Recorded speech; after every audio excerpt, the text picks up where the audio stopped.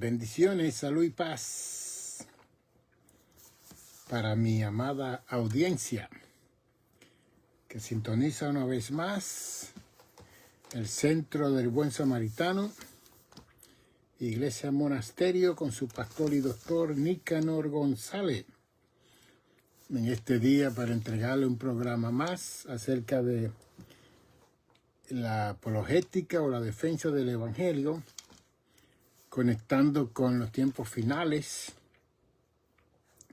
y con las situaciones de nuestro presente día y cómo vamos nosotros a tratar y ver esas situaciones que están afectando la parte física, emocional, espiritual, económica de todos los seres humanos en la tierra. Y aquí estamos para seguir haciendo esas presentaciones y quiero, como maestro de la palabra y profesor de colegio, de seminario, de este libro sagrado por tantos años, seguir en el didaqueo, que tiene que ver con la enseñanza, el maestro, la palabra griega que se usa para la enseñanza de la palabra de Dios. Y que en la enseñanza es donde se crean los discípulos. La predicación es una proclamación para salvación. Y después de la salvación viene el didaqueo, que viene el maestro que va a preparar a ese creyente, a ese cristiano, para que sea un discípulo. El creyente simplemente cree, el cristiano sigue, pero el discípulo hace. Así que son 3 etapas que pasa cada persona que viene al conocimiento de la palabra de Dios. Hay muchas personas en la iglesia que son creyentes, creen. Otros son cristianos, siguen. Pero cuando llegamos a ser discípulos, hacemos. Hacemos lo que creemos. Hacemos lo que seguimos. Y hacemos cuando llegamos a ese nivel de ser un discípulo del Señor. Y esas son las categorías que yo le enseño en los libros que he escrito, en las conferencias que he dado a través de los años, por más de 50 años, pues, hemos estado creciendo.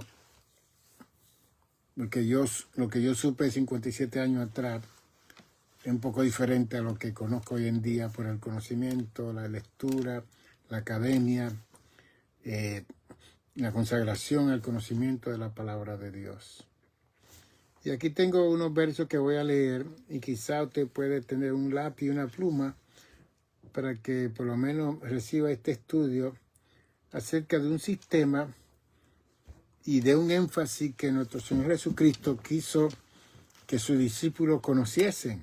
Quizá no entendiesen o comprendiesen, pero conociesen, y que a través del escrito apostólico vemos este conocimiento muy relevante en todos los asuntos de la iglesia del Señor y para el mundo. Dice en Juan 7:37, en el último día de la fiesta, Jesús se puso en pie y alzó la voz diciendo, si alguno tiene sed, venga a mí y beba. Nosotros a veces que leemos estas cosas y las tomamos tan simples y tan normal, porque ya conocemos el Evangelio, conocemos el Espíritu Santo, conocemos la palabra de Dios. Pero en aquel entonces, a este grupo de personas que eran religiosos ortodoxos, judaicos, un hombre que se paraba a hacer una declaración, el que tenga sed, venga a mí y beba.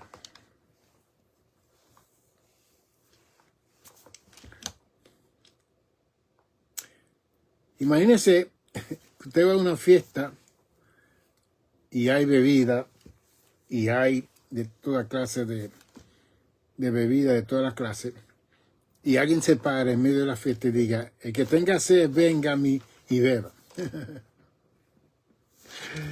Y nosotros hasta predicamos como estoy yo haciendo en este momento, enseñando.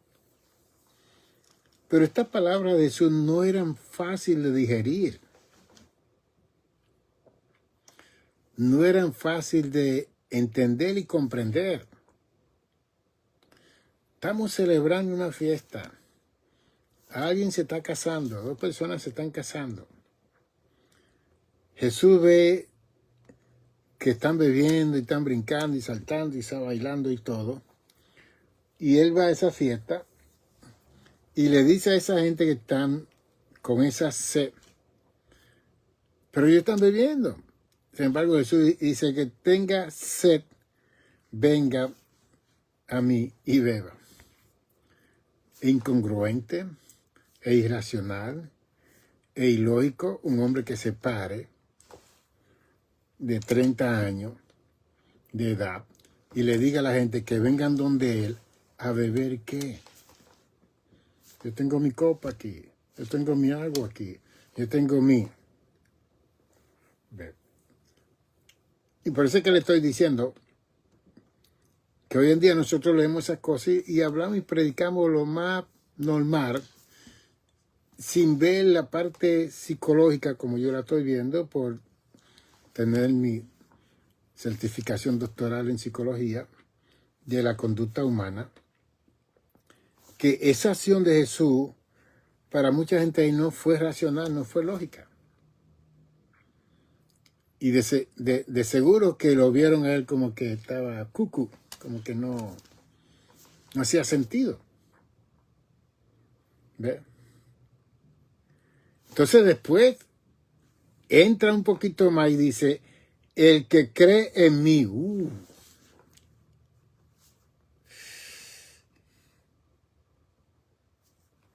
Como dice la Escritura,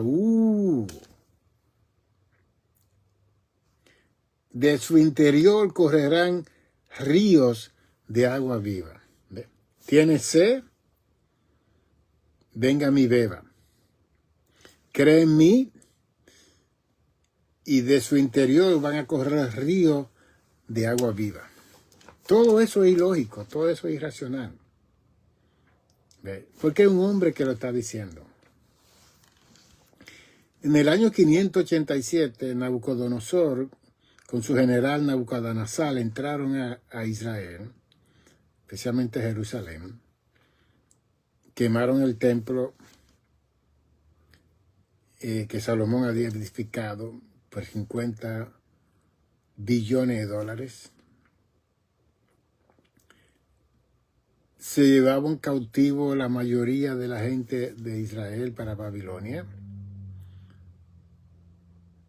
Y eso fue una profecía que Dios usó al profeta Jeremías para el año 627, cuando Dios lo llamó a él un jovencito, para traer la profecía de los 70 años de cautividad que iba a estar Israel en Babilonia. Y eso aconteció en el año 587, pero antes de eso Jeremías duró 40 años diciendo las mismas palabras. Seremos cautivos por 70 años en Babilonia. Todos los religiosos de la época de Jeremías no creyeron en él y dijeron que él era falso. Los sacerdotes, los profetas del tiempo de Jeremías, olvídese. Y ya en el capítulo 33 de Jeremías vemos que lo ponen, el rey Sedequías lo pone a Jeremías en una cisterna rota. Y en el verso 3 del capítulo 33, Dios le dice a Jeremías, clama a mí, yo te responderé y te enseñaré cosas que tú no conoces. Jeremías estaba en crisis por hablar esa palabra, que iban a estar cautivos 70 años en Babilonia. La cosa es que se cumplió la profecía. Nabucodonosor con su general Nabucodonosor entraron y todo el mundo sabía en Babilonia que Jeremías había profetizado esa cautividad. Y cuando Nabucodonosor, el rey, que era como el Donald Trump de aquel entonces, el presidente más grande de la época, le dijo a Jeremías, si tú quieres te vas con nosotros o si quieres te quedas. Y Jeremías decidió quedarse en Israel y no ir cautivo a Babilonia. Okay. Cuando estos judíos llegaron a Babilonia,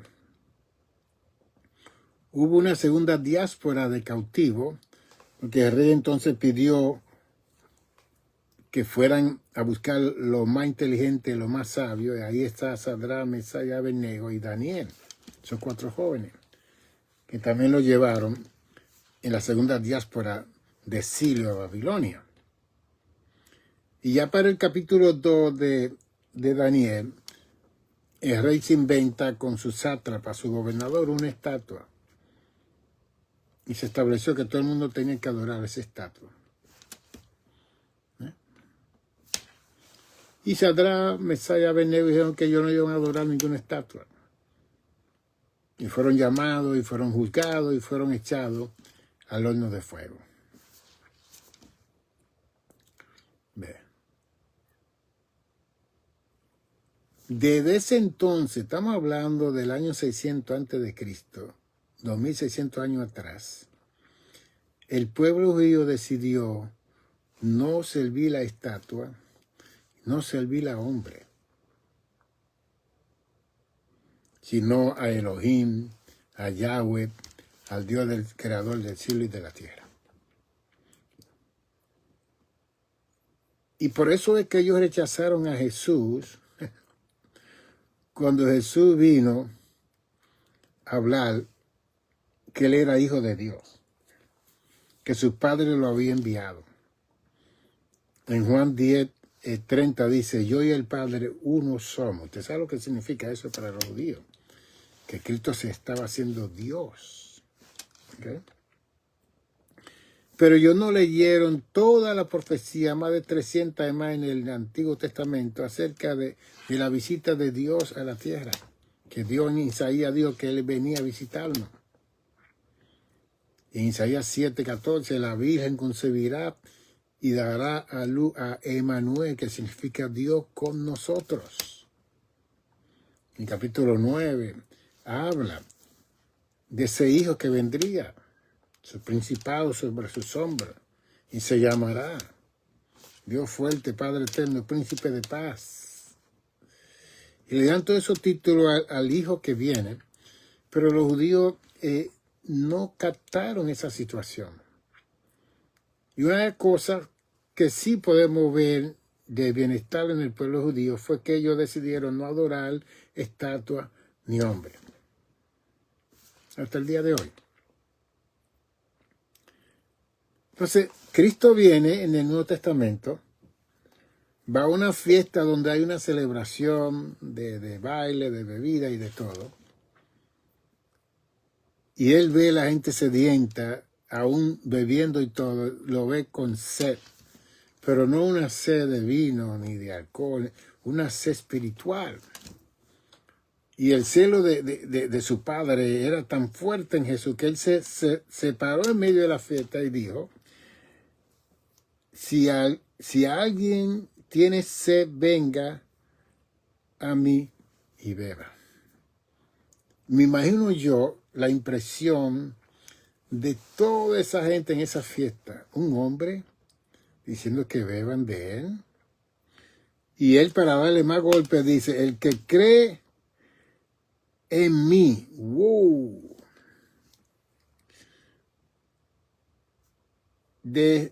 Dice, como dice la Escritura, entonces cita la Escritura, como que eso está en la Escritura, lo que él está hablando acerca de él.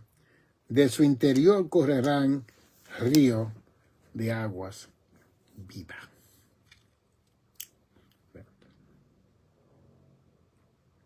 Entonces Juan hace la salvedad, el escritor del Evangelio, en el verso 39 de Juan 7.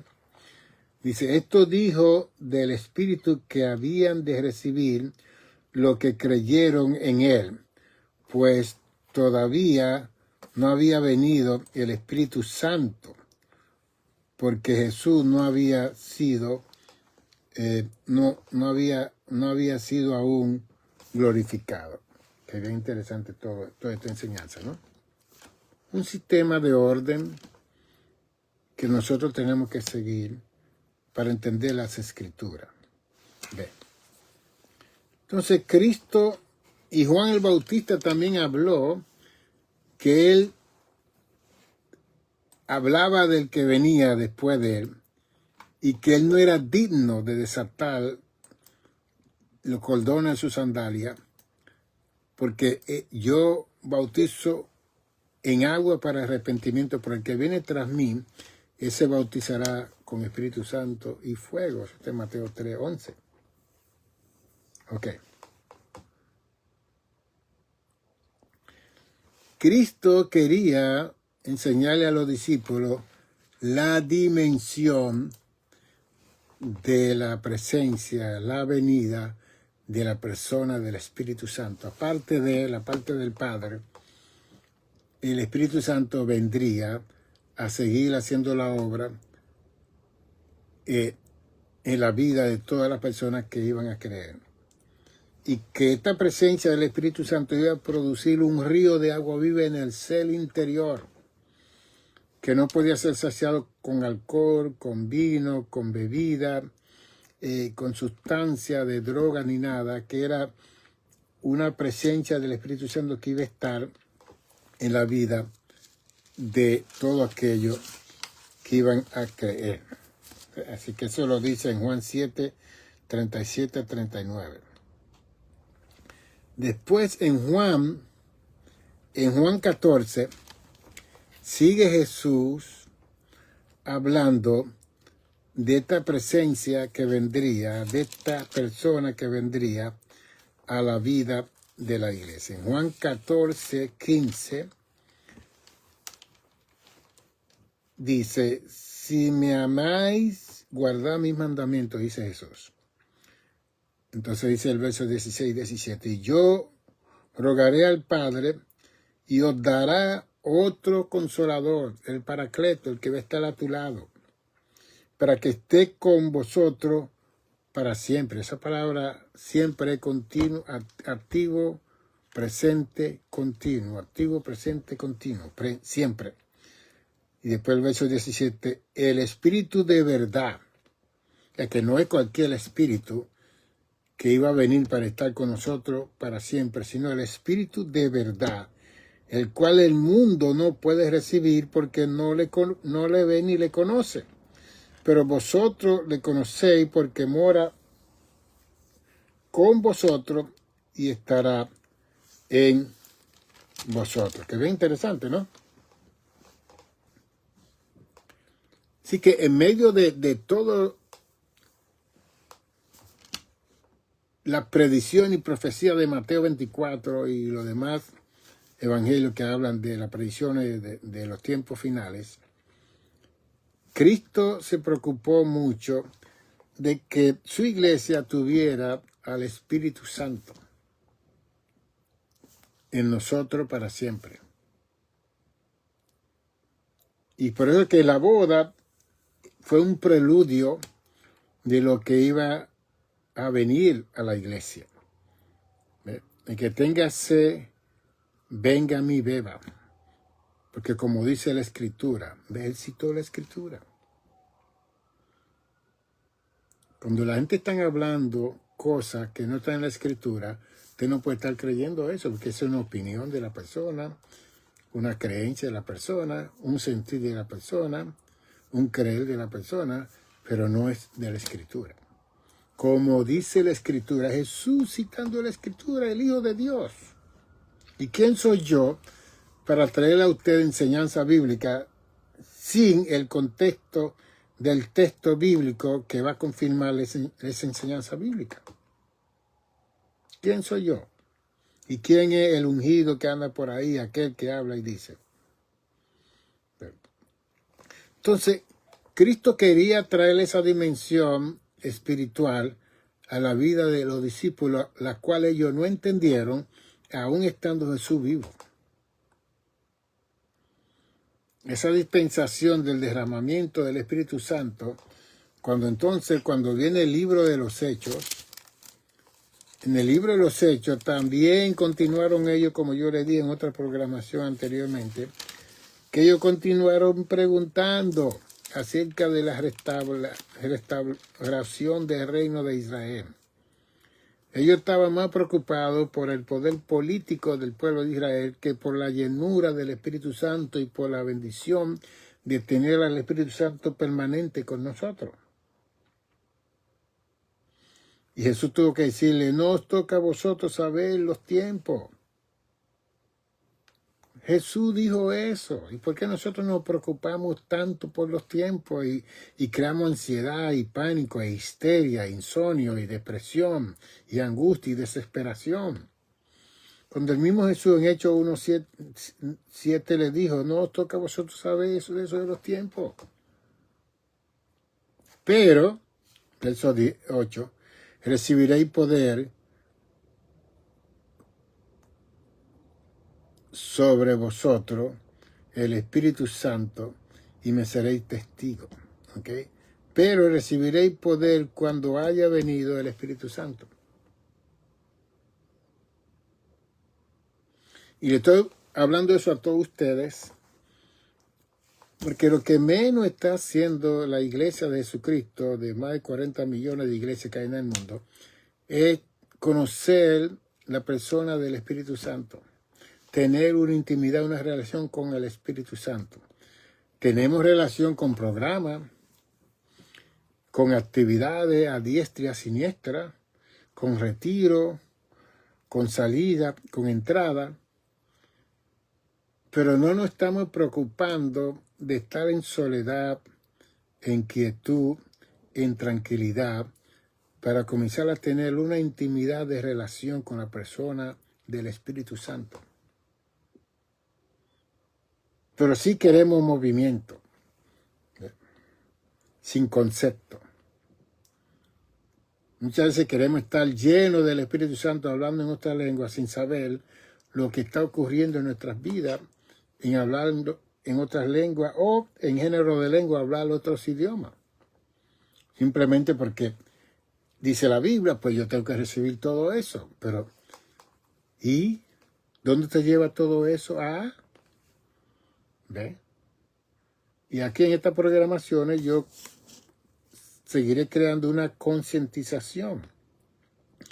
Cristo no se preocupó por los tiempos y le dijo a sus discípulos que eso no le tocaba a ellos, estar conociendo tiempo, poniendo día de su regreso, de su venida, de rapto, de la segunda venida, del anticristo. Pero recibiréis poder cuando haya venido sobre vosotros el Espíritu Santo. Y después dice el propósito. Cuando venga el Espíritu Santo, ustedes van a ser testigos en Jerusalén, en Judea, en Samaria y por todo el mundo. Así que no solamente vamos a recibir el poder del Espíritu Santo como una investidura para testificar, sino que vamos a ser testigos de ese poder del Espíritu Santo para hablar lo que dice Mateo 28:19, ir y hacer discípulos a todas las naciones, bautizándolo en el nombre del Padre, del Hijo y del Espíritu Santo, y el verso 20, enseñándole todas estas cosas. Y yo estaré con vosotros todos los días hasta el fin del mundo. Ok. Entonces, cuando vamos a Romanos capítulo 8, seguimos viendo cuál es la función del Espíritu Santo cuando esté en nuestras vidas. En capítulo 8 de Romanos, el verso 26, dice, y de igual manera el Espíritu nos ayuda en nuestra debilidad. Oh, wow. Bien. Así que nosotros podemos ir a los seminarios, a los retiros, ir a Jerusalén, ir a Egipto, ir a todos los lugares para tratar con nuestras situaciones de vida y debilidad. Y aquí nos dice claro que cuando el Espíritu Santo viene a nuestras vidas, nos ayuda en nuestras debilidades. ¿Ve? Pero para que esa ayuda sea reconocida por nosotros, tenemos que tener una relación con la persona del Espíritu Santo. Bien. Y usted brincando y saltando, usted no va a tener una relación con la persona del Espíritu Santo. Yo lo siento mucho. En vez de que yo brinco y salto y todo, cuando hay que hacerlo, no hay problema de gozo y de alegría. Pero eso no crea una relación con la persona del Espíritu Santo.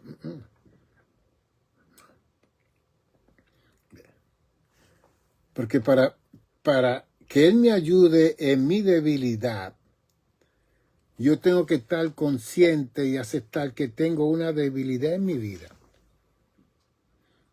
Y que entonces mi intimidad, mi relación, mi comunión con la persona del Espíritu Santo va a evitar que yo esté ansioso, en pánico, en histeria, en depresión, en desesperación por lo que está aconteciendo alrededor de nosotros, lo cual va a crear una debilidad emocional, física, espiritual y aún económica, que el Espíritu Santo nos va a ayudar en nuestra debilidad para que hemos de pedir como conviene, no sabemos. ¿Ok? Así que el Espíritu Santo nos ayuda en nuestra debilidad, pues cuando vamos a pedir en medio de nuestra debilidad, cuando nosotros no sabemos, el Espíritu mismo va a interceder por nosotros con gemido indecible. Y para que eso ocurra, hay que estar tranquilo. Hay que estar en el lugar donde uno necesita estar. Hay que estar con Dios. Hay que sacar tiempo, no de cantidad, de calidad. Porque hay personas que están en una vigilia toda la noche y no tienen conexión con Dios ni con nadie. Simplemente para decir, estoy en una vigilia de 12 horas, de una...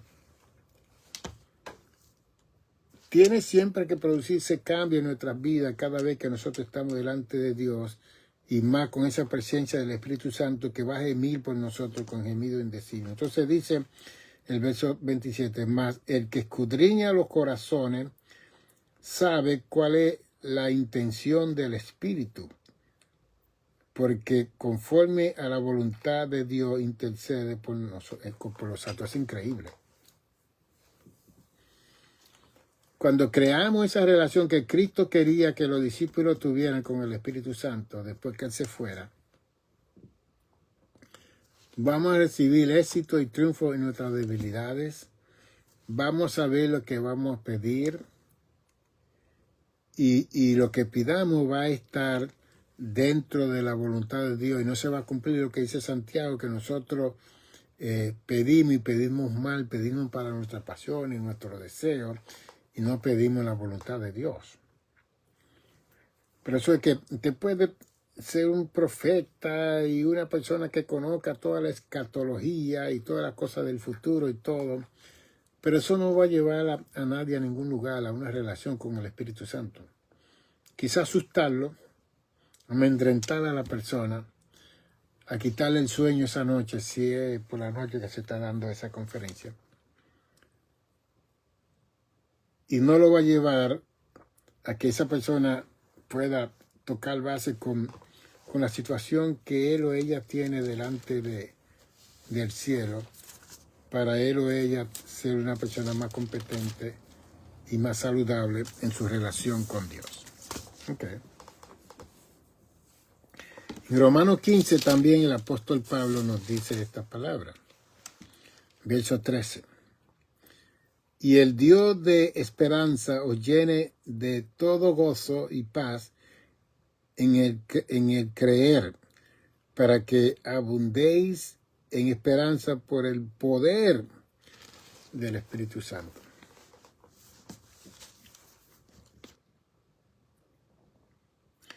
Así que vemos al Espíritu Santo en Mateo 3, 15, 16, cuando Cristo es bautizado en el río Jordán, que se oye la voz del Padre, este es mi Hijo amado. Viene el Espíritu Santo como una paloma y se asienta sobre su cabeza. Y eso ocurrió en Mateo 3:16. Y después vemos en Juan 7:37 que Cristo habló que el que cree en él, de su interior correrán ríos de agua viva. Después, en el verso 39, Juan está explicando que él estaba hablando del Espíritu Santo, que no había venido, porque Cristo no había sido glorificado. Él tenía que ser glorificado, ir al Padre, porque él dijo que iba a rogar al Padre para darnos al Espíritu Santo a nosotros. Bien. Entonces, la función del Espíritu Santo, como dice 1 Corintios 2, que nos dice muy claro, verso 10, pero Dios nos las reveló a nosotros por el Espíritu, porque el Espíritu todo lo escudriña. El Espíritu va a lo profundo de Dios, aún lo profundo de Dios. Porque ¿quién de los hombres sabe la cosa del hombre sino el Espíritu del hombre que está en él? Así también nadie conoció la cosa de Dios sino el Espíritu de Dios. Y nosotros no hemos recibido el Espíritu del mundo, sino el Espíritu que proviene de Dios, para que sepamos lo que Dios nos ha concedido, lo cual también hablamos no con palabra enseñada por sabiduría humana, sino con la enseñanza del Espíritu, acomodando lo espiritual a lo espiritual. Pero el hombre natural no percibe las cosas que son del Espíritu de Dios, porque para él son locura. No la puede entender porque se han de discernir espiritualmente. En cambio, el espiritual juzga todas las cosas, pero él no es juzgado por nadie. Okay. Así que cuando yo leo el Evangelio, yo veo a Cristo salvando, sanando, enfermo, resucitando muertos y todo. Él vino a hacer una obra maravillosa y echando fuera al príncipe de las tinieblas. Un orden sistemático. Pero llega un momento en Juan capítulo 7 donde él introduce al Espíritu Santo que vendría para que nosotros corriesen río de agua viva en nuestro interior por creer en Jesús. Pero que todavía no había llegado porque Cristo no había sido glorificado. Ya en el capítulo 1 de los Hechos, los discípulos ya se están acercando a Jesús, ya Cristo se va para el cielo, y los discípulos que están preocupados, no en toda la enseñanza que dio Jesús, y menos del Espíritu Santo. ¿Cuándo vas a restaurar tú el reino de Israel? ¿Cuándo nosotros vamos a volver a ser la nación principal, la cabeza de naciones de Proverbios capítulo 28, versos del 1 al 14? ¿Cuándo nosotros vamos a hacer eso? Dinos el tiempo, dinos la hora, dinos el día. Entonces, que le dice en el verso 7, a vosotros no os toca saber esas cosas. Eso está en la sola potestad de mi papá. Yo no vine aquí a bregar con profecía de los tiempos finales, qué día y qué hora, no. Pero, dice el verso 8, recibiréis poder cuando haya venido el Espíritu Santo, para que me seáis testigos.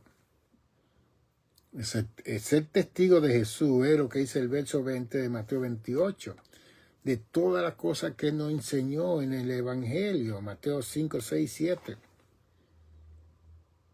Que seamos testigos que todos nosotros, los que hemos creído, hemos experimentado todas esas cosas maravillosas de eso en nuestra vida. Bien. Entonces, ¿qué nosotros hemos hecho como un movimiento pentecostal carismático? Nosotros hemos decidido ir al templo a gozarnos, sin importar la persona que está a nuestro lado. Y especialmente si usted trae visita, la responsabilidad de usted es de atenderle a esa visita abriendo la Biblia, cerrando la Biblia, explicándole ese culto en ese día. Ese culto no es para usted, es para esa visita, para que esa persona reciba el Evangelio, que la pastoral va a predicar. Pero ¿qué hemos hecho nosotros, los carismáticos pentecostales y carismáticos de todos los países del mundo? Entramos al templo a bailar y a brincar y a saltar. Y la gente nueva que no entienden ese mover, entran en pánico, en crisis, quizás no quieran volver más. Y después dicen que estamos locos. Por eso es que muchas personas no traen visita porque saben que ellos quieren que Dios le hable a ellos, que Dios los bendiga a ellos, que Dios los toque a ellos y que se vayan los demás para donde se tienen que ir.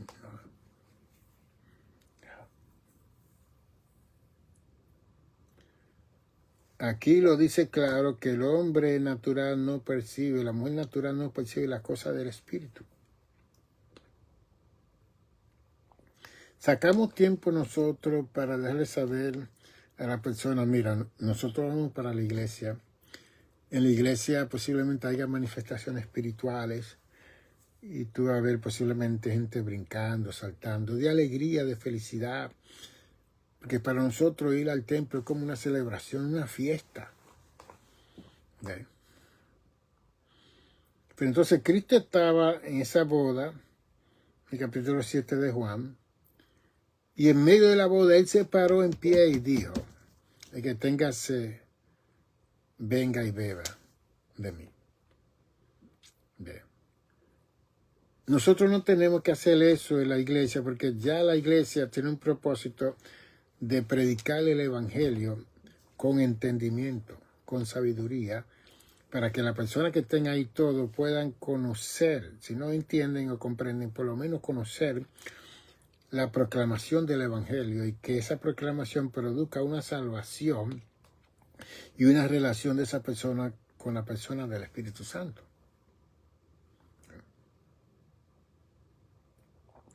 Pero si nosotros decidimos ir al culto para celebrar nuestra salvación y no para que el vecino se salve porque yo lo traje, o la otra persona que trae a su otro vecino.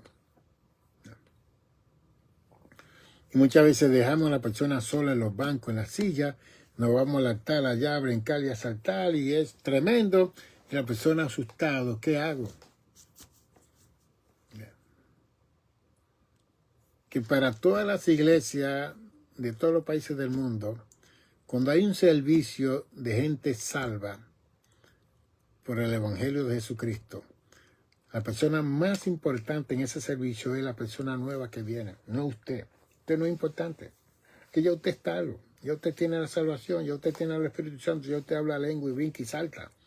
Esa nueva persona que necesita escuchar la palabra con entendimiento y que se puede escuchar y oír.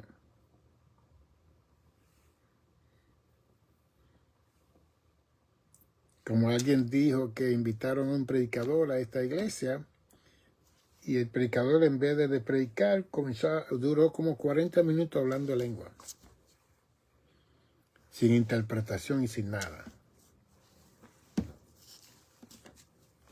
Son movimientos, no son conceptos. Son equivocaciones de nosotros. Y si hay un grupo de gente nueva que va a oír la palabra de Dios, mire cómo dice Pablo. ¿Okay? Porque vamos a citar la Biblia, ¿no? Pablo es el hombre que nos corrige a nosotros. El verso 3. Pero, 1 Corintios 14, 3. Pero el que profetiza habla a los hombres para edificación, para levantar el ánimo, que es exhortación, y para consolación. Después el verso 4. El que habla en lengua extraña a sí mismo se edifica, pero el que profetiza edifica a la iglesia, porque ya cuando está profetizando está hablando en el lenguaje de la persona y está hablando la palabra de Dios, el evangelio.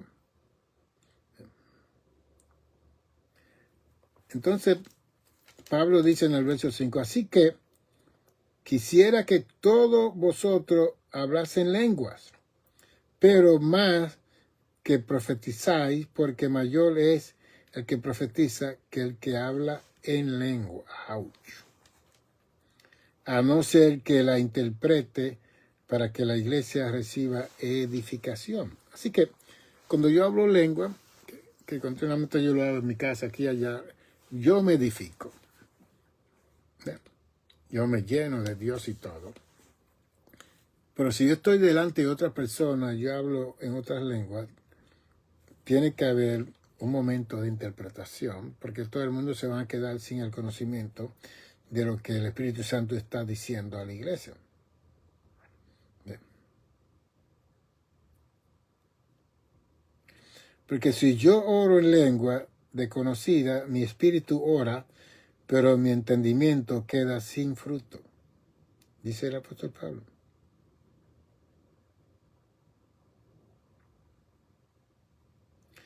Y que todos esos dones fueron dados y que tenemos que abundar en ellos, pero que tiene que ser con un propósito, con una intención.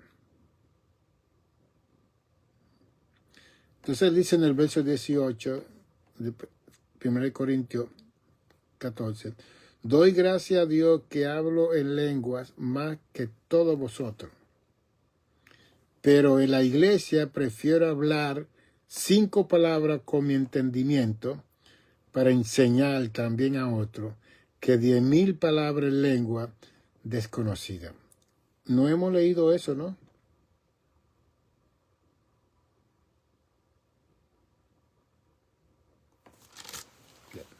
Así que el movimiento carismático se ha olvidado de esa enseñanza de ese capítulo 14 de 1 Corintios. Y Pablo establece el orden. Hay momentos donde hay una bendición, todo el mundo habla lengua, brinca y salta, todo el mundo se vuelve. Y hay otro momento que se levanta una persona, habla en otras lenguas, 1, 2 y 3, Pablo dice, ya la 4ª persona debe estar interpretando lo que se está hablando, pero no se puede seguir todo el culto.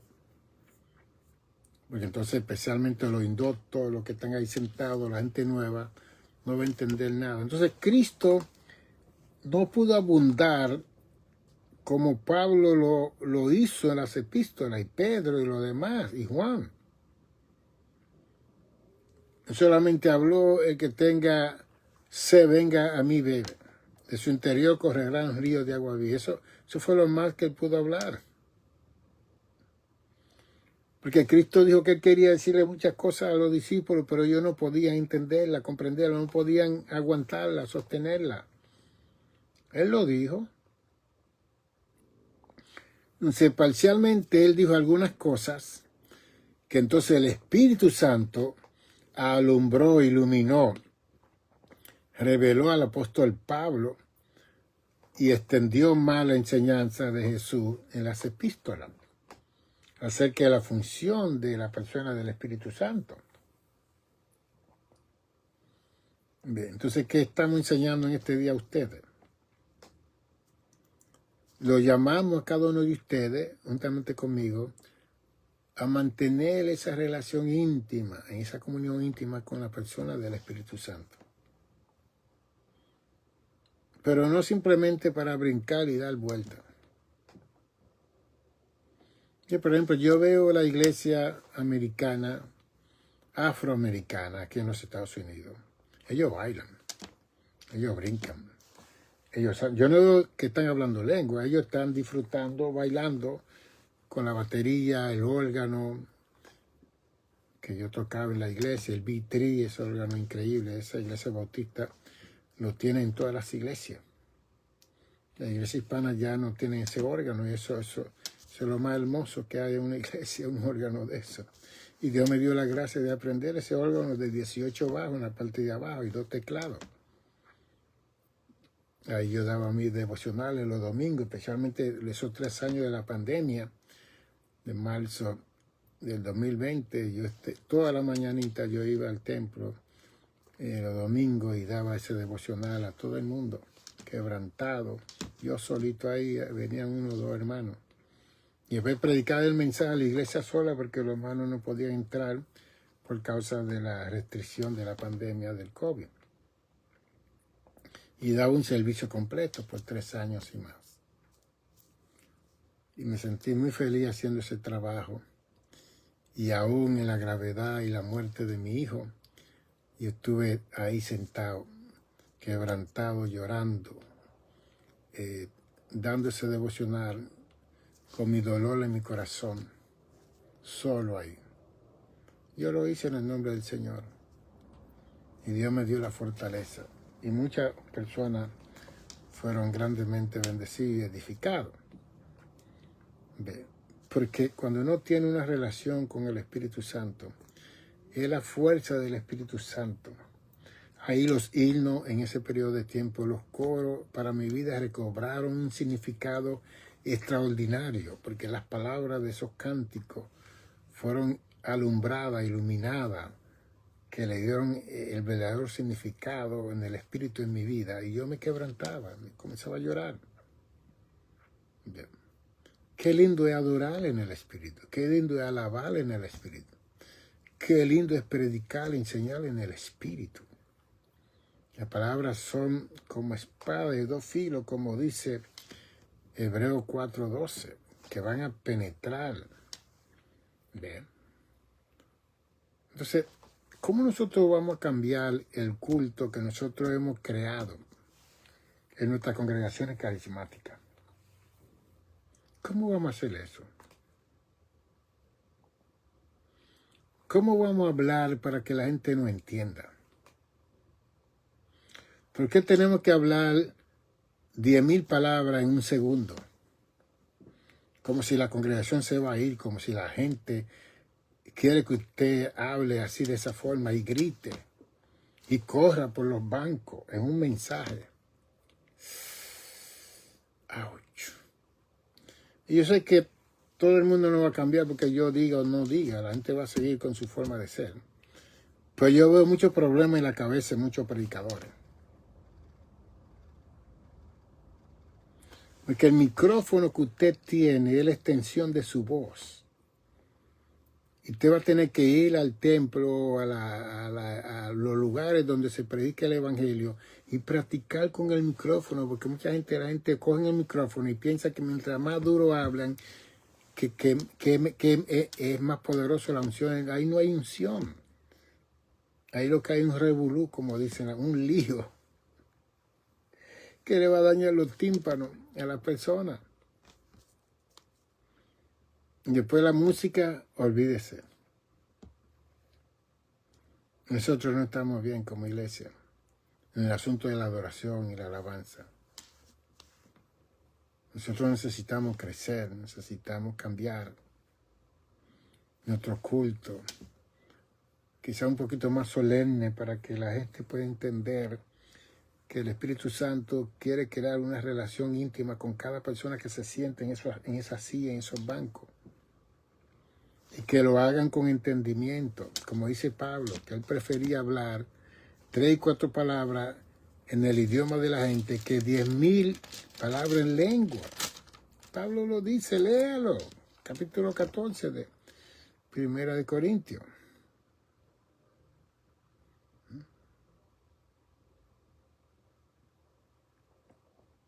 Entonces, si queremos el crecimiento de nuestra congregación en el mundo entero, cada persona que entre por esas puertas tiene que sentarse y escuchar con entendimiento un mensaje inteligente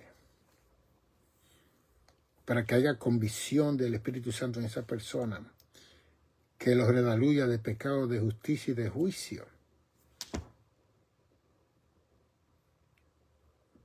para que esas personas sean salvos. Pero nosotros como iglesia pentecostal, yo soy uno de ellos, hemos creado una subcultura en los púlpitos, en las calles. Tenemos un micrófono que extiende nuestra voz para que todo el mundo oiga debida y adecuadamente y apropiadamente, pero no, nosotros queremos comernos el micrófono. Y le explotamos los oídos a los niños que están ahí, recién nacidos.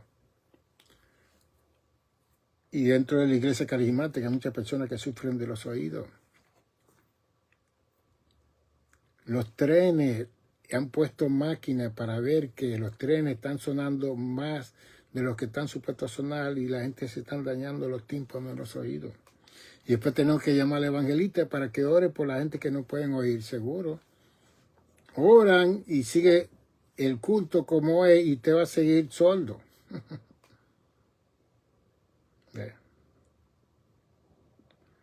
Entonces, como pastor de 44 años y ministro por más de 55 años, estoy soltando, levantando el ánimo para ver la enseñanza del Evangelio que Cristo quiso introducir a la persona del Espíritu Santo, pero Él no pudo porque los discípulos no entendían nada.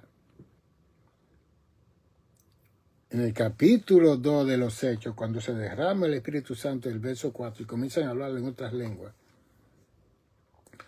y Dios toma a Pedro, y Pedro predica un mensaje espiritual por el Espíritu, el derrotero de todos esos discípulos cambió completamente.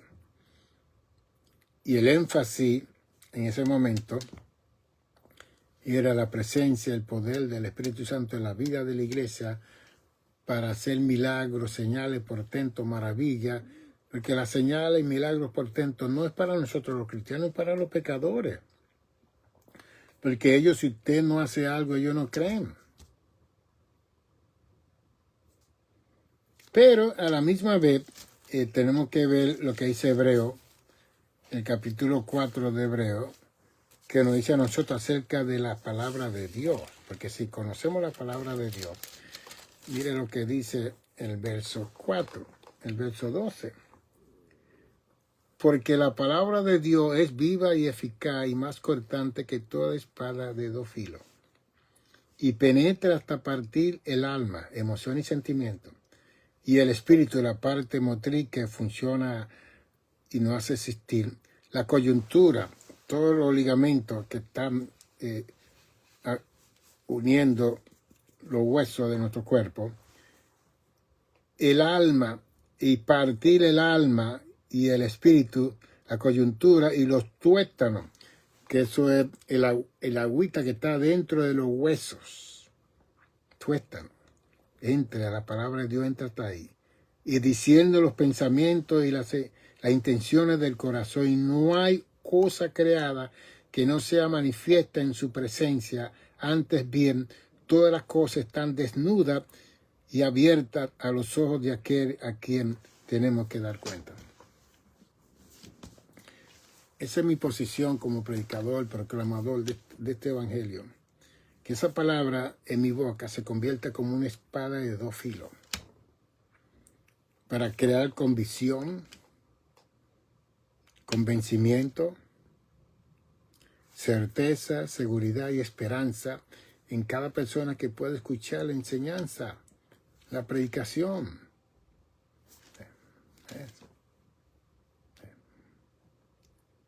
Thank you. Entonces, si nosotros comenzamos a cambiar, el cambio tiene que venir de la cabeza y los miembros. No puede venir de los miembros, tiene que venir de la cabeza. En 44 años de mi pastorado en el Templo Pentecostal Dios Viviente, yo fui un maestro de la palabra de Dios. Yo enseñé la palabra de Dios. Yo enseñé el consejo completo de Dios, de Génesis a Apocalipsis, todos esos años. Procurando de crear un hombre perfecto, completo, total, una mujer completa, total, y no perfecto en obra, sino en su relación, su intimidad con la persona del Espíritu Santo. Y que no estuvieran fingiendo delante de la gente y que digan, wow, qué espiritual, no. Que nos metieran en nuestra cámara secreta y buscásemos el rostro del Señor y la presencia del Espíritu Santo, para que cuando estemos en público el Espíritu Santo iba a convencer a las personas de que usted era una mujer de Dios, un hombre de Dios. Y esos adoradores, Jesús dijo en Juan 4, 24 y 25, el Señor lo anda buscando hoy en día.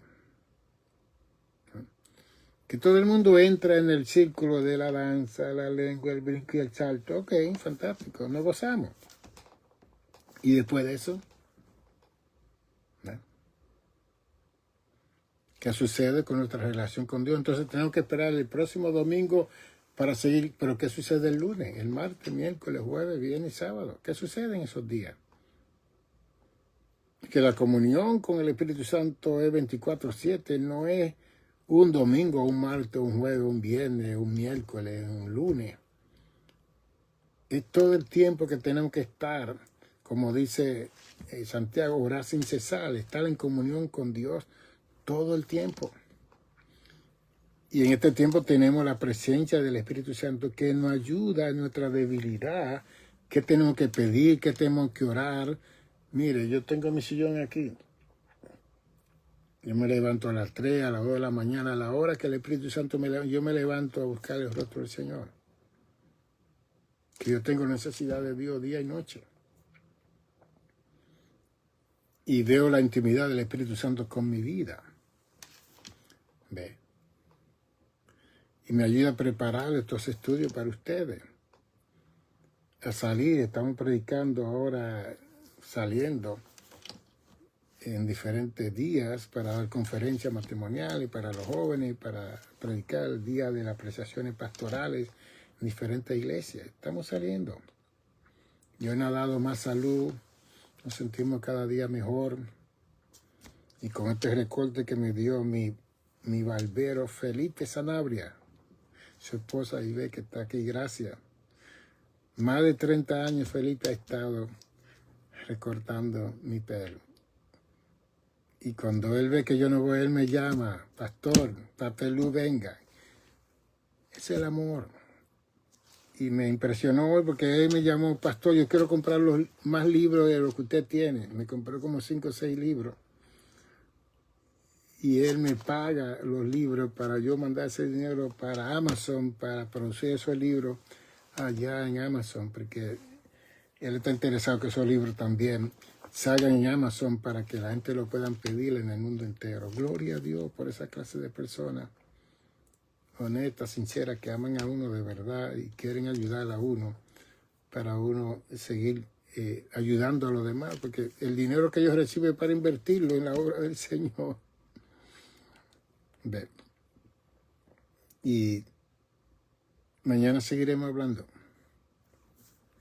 conversando con ustedes, ya sea a las 5 o a las 6, dependiendo cómo esté el tiempo. Pero en esa hora vamos a estar con ustedes para dejarles saber esta cosa del Evangelio, que quien habló más del Espíritu Santo fue el apóstol Pablo. Habló de las lenguas, habló del bautismo de poder. Él fue el que habló, y Lucas habló, el doctor Lucas habló del bautismo de poder, porque el libro de Hechos lo escribió Lucas. Y él habló de los hechos del Espíritu Santo en todos esos capítulos de ese libro de los hechos, cómo el Espíritu Santo se manifestó en la iglesia primitiva. Entonces la idea es que todo lo que hagamos, tenemos que hacerlo para agradar al Padre, al Hijo y al Espíritu Santo. Porque el Espíritu Santo se ha quedado como el Paracleto, para siempre con nosotros, para guiarnos a toda verdad. Entonces, si usted está en la iglesia y usted no está escuchando la verdad, hay un corte de circuito, hay algo que está mal. Pero el Espíritu Santo, cuando usa la pastoral, quien sea que esté ministrando, va a traer la verdad del Evangelio a los corazones de las personas. Y esta verdad, como dice Juan 8:32, va a traer liberación a nuestro espíritu. Y vamos a ser edificados, consolados y exaltados, como dice 1 Corintios 14:3. Así que aquí están los libros, usted lo puede mandar a buscar, puede llamarme, puede venir aquí a mi casa si está en esta área, llevarse unos cuantos libros de esto. O puedes regalarlo. Este libro es la teología pentecostal. Aquí hay una desenmascaración.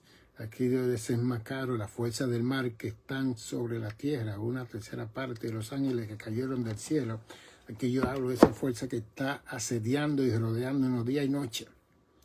Y por eso es que necesitamos la presencia del Espíritu Santo en todas las formas posibles, esa investidura de poder, para poder discernir cuando venga el maligno. De eso vamos a hablar mañana. ¿Ok? 646 es mi número. 1646-755-1290. 646-755-1290. Por igual estamos viendo pacientes, porque algunos presbíteros y pastores me llaman que si estoy viendo pacientes. Sí, yo tengo mi licencia del Estado de Nueva York como psicoterapeuta. Estamos viendo pacientes aquí en una oficina que yo tengo en la parte de atrás de mi casa. Y estamos participando de la ayuda de matrimonio, de familia. Estamos saliendo a algunas iglesias a dar conferencias matrimoniales, dar conferencias de salud mental. Tengo más de 100 conferencias grabadas en CD. Usted me escribe a nicanor55@gmail.com, nicanor55@gmail.com. Y dice, doctor, mándeme el menú que usted tiene acerca de la conferencia y los nombres de todos los libros, que son 11, para yo ordenar. Fantástico. Hágalo así. Y así me ayuda a acumular algún dinerito para mandar. Tengo un libro aquí en la computadora que tiene 427 páginas. Y el tema de ese libro es Nosotros somos la obra maestra de Dios. We are the masterpiece of God. Ahí yo descubrí, boté mi corazón mirando lo especial, lo glorioso que somos nosotros los seres humanos, separados de los ángeles, los querubines, los serafines, los tronos, los dominios. Nosotros somos la obra especial de Dios. Y por eso es que hay tanto celo con la fuerza del mal. Y eso yo lo hablo aquí, en este libro, en la teología pentecostal. 646-755-1290. Bendiciones, salud y saludo a todos los que están en contacto. No lo menciono a todos porque si me falla uno, entonces me van a decir alguna cosa. Bendiciones.